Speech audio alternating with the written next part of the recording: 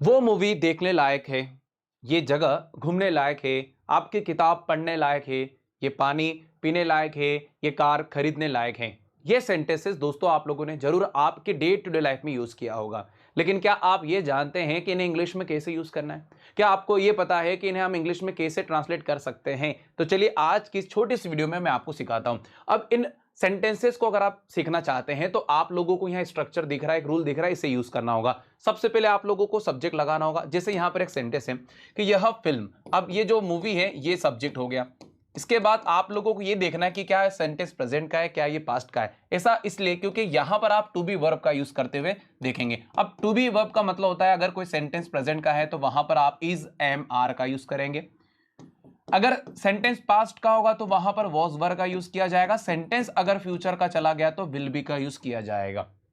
क्योंकि यहां पर जो सेंटेंस है वो प्रेजेंट का है तो बनेगा दिस मूवी इज। आगे आप लोगों को वर्थ का यूज करना पड़ेगा जिसका मतलब ये होता है लाइक। अब यहां पर जो ध्यान देना है वो देना है कि वर्ब का फर्स्ट फॉर्म जो है, जैसे यहां पर बात हो रही मूवी को देखने की तो वॉच, लेकिन आईएनजी फॉर्म के साथ चलेंगे तो बनेगा वॉचिंग। तो पूरा सेंटेंस आप एक बार दोबारा से देखेंगे कि this movie is worth watching. इसका मतलब हुआ कि आप इस मूवी को देख सकते हो। अगला सेंटेंस क्या है चलिए समझते हैं। यह किताब खरीदने लायक है तो क्या बनेगा? This book is worth. अब खरीदना होता है बाय, लेकिन यहां लग जाएगा बाइंग। पूरा सेंटेंस क्या हुआ कि यह किताब खरीदने लायक है, मतलब इस किताब को आप खरीद सकते हो। ठीक है, चलो कुछ और सेंटेंसेस है सीखने के लिए। जैसे वह जगह, वो जगह मतलब दैट प्लेस। अब घूमने लायक थी, पास्ट का सेंटेंस है, इस वजह से वॉज का यूज किया जाएगा। वर्थ, अब घूमने के लिए विजिट लगता है, यहां लग जाएगा विजिटिंग। जैसा रूल वैसा हम लोगों को सुनना और समझना पड़ेगा। यह गाना सुनने लायक है, ये गाना सुनने लायक है, दिस सॉन्ग। ठीक है, दिस सॉन्ग इज वर्थ।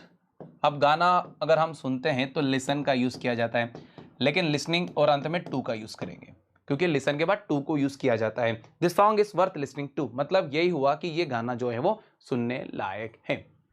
यही उम्मीद करता हूं दोस्तों कि छोटी सी वीडियो जो है ये आपके लिए काफी मददगार होगी। लेकिन साथ ही साथ आप लोगों को प्रैक्टिस भी करना है। यहां पर काफी सारे सेंटेंसेस हैं, करना आप लोगों को है।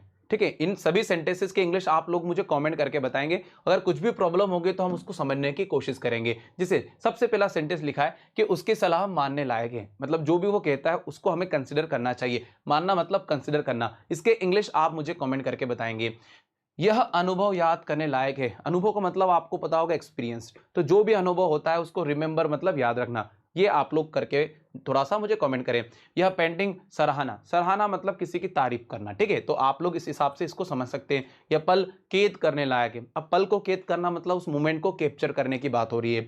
आपकी कहानी सुनाने लायक थी, सुनाना मतलब हो सकता है नरेट या फिर टेल। आप इन सभी सेंटेंसेस को समझ ले, पूरा वक्त लीजिए, लगे तो वीडियो पॉज कर दीजिए और वीडियो पॉज करके इन सेंटेंसेस को समझने की कोशिश करें।